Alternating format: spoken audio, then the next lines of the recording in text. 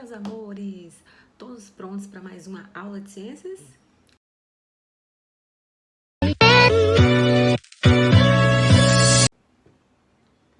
O tema da nossa aula de hoje é a atmosfera, o ar atmosférico.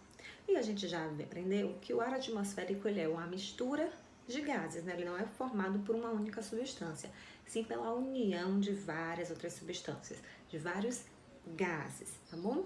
Então, podemos afirmar então que é uma mistura homogênea de gases, ou seja, a gente não consegue diferenciar os componentes do ar. Não consigo enxergar aqui o nitrogênio, aqui o oxigênio, não.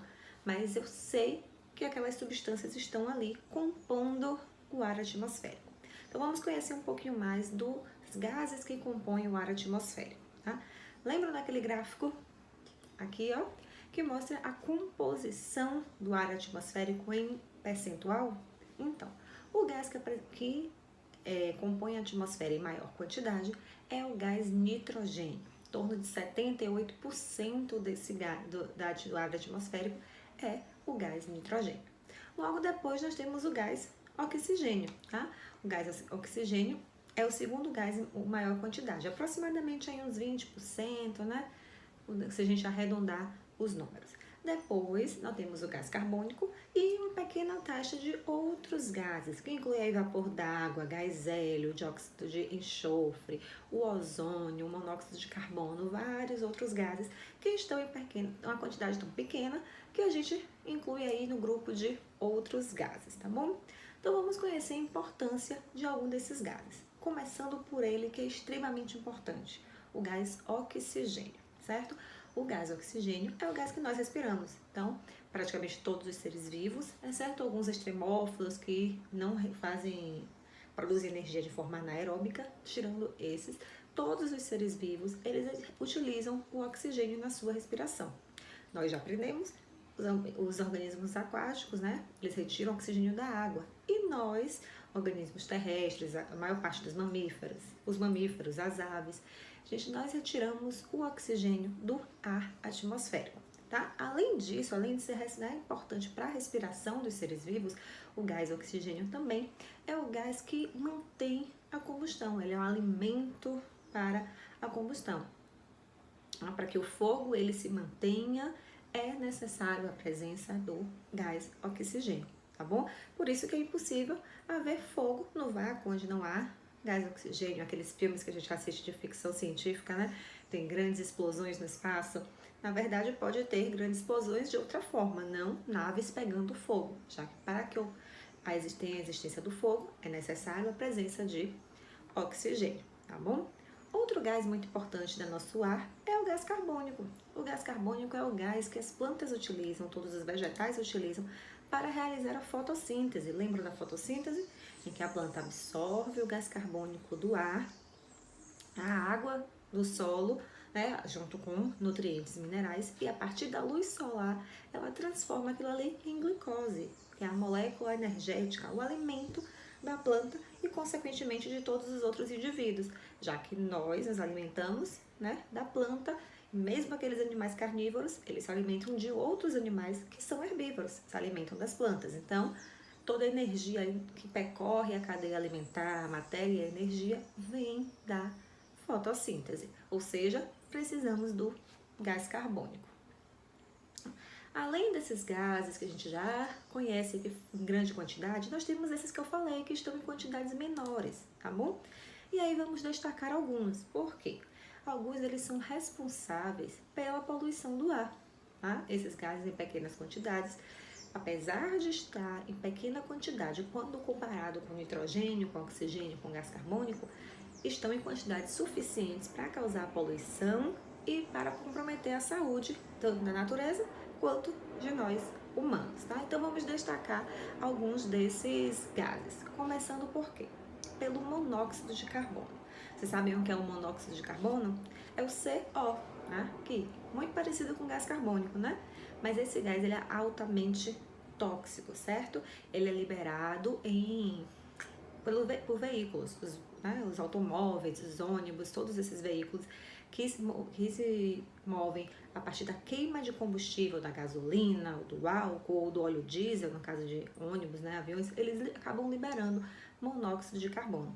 E ele, se inalado, ele pode levar uma pessoa à morte, certo? Se inalado em grande quantidade. Por isso, é muito perigoso você deixar o carro, por exemplo, ligado em garagens fechadas, em que não existe a circulação de ar.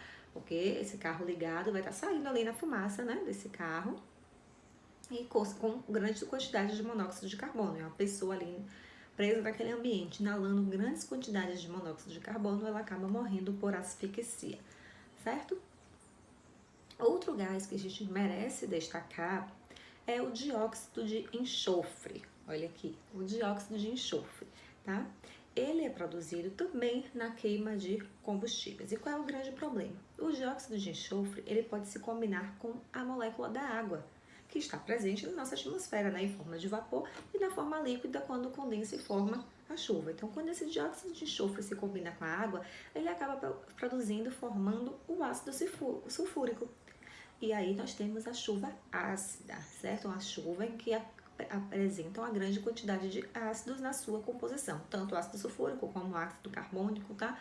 E isso causa muito prejuízo, tanto econômico, já que corrói estátuas e construções de mármore, o ferro de automóveis e de algumas construções, e também é um grande prejuízo para a natureza, já que leva à morte de várias plantas, de vários animais, tá bom? Um outro gás que também contribui para a poluição é o óxido de nitrogênio. Esse também vai ajudar na ocorrência da chuva ácida. Esses gases juntos são gases poluentes que o quê? Contribuem para o aquecimento global. A gente já estudou um pouco, né? Já discutimos bastante sobre aquecimento global, nada mais é do que o aumento da temperatura em consequência do aumento do efeito estufa, né, que também nós já conversamos, certo? Então, esses gases estão ali formando o nosso ar atmosférico, mas além deles, nós temos as partículas em suspensão. O que são partículas em suspensão?